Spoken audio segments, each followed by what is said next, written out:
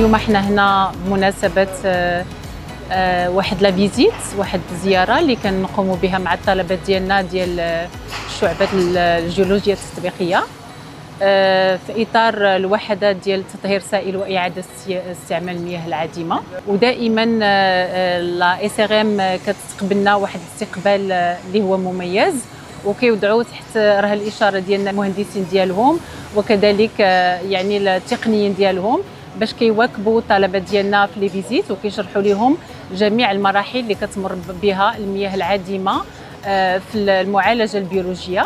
وهذه المؤسسه هذه هي كتساهم في التكوين ديال الطلبه ديالنا من خلال السماح لها ديالنا بهذه الزيارات يعني وبالشروح اللي كتجعلها تحت رهن الاشاره ديال الطلبه.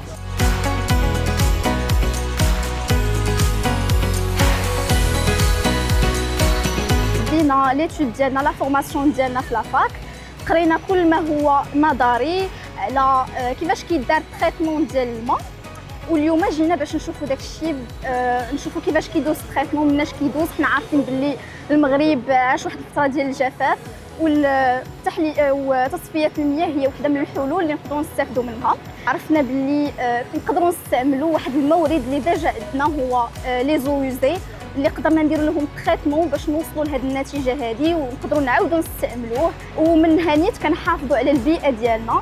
حنا عارفين باللي هذا الماء قبل اش كان غيطرى عليه كنا غنلوحوا في الويدان، دونك دابا حنا راه كنستافدوا منه بواحد الطريقه اللي ايجابيه.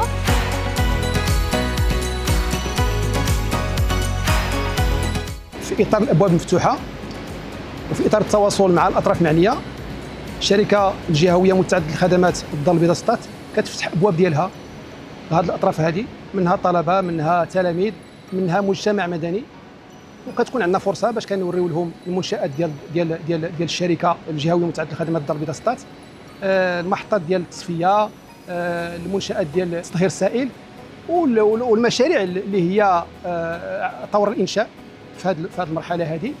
وكنتواصلوا معهم وكيكون عندنا فرصه باش يشوفوا المجهود الجبار اللي كتقوم به الشركه لا اس ار ام كازا سطات في هذا المجال ديال المحافظه على البيئه واعاده استعمال المياه المعالجه في السقي. وبهذه السياسه هذه كان نخدموا جوج اهداف. الهدف الاول هو المحافظه على البيئه، والهدف الثاني هو المحافظه على الثروه المائيه، وخصوصا مع الاجهاد المائي اللي كيعرفوا المغرب في السنوات الاخيره.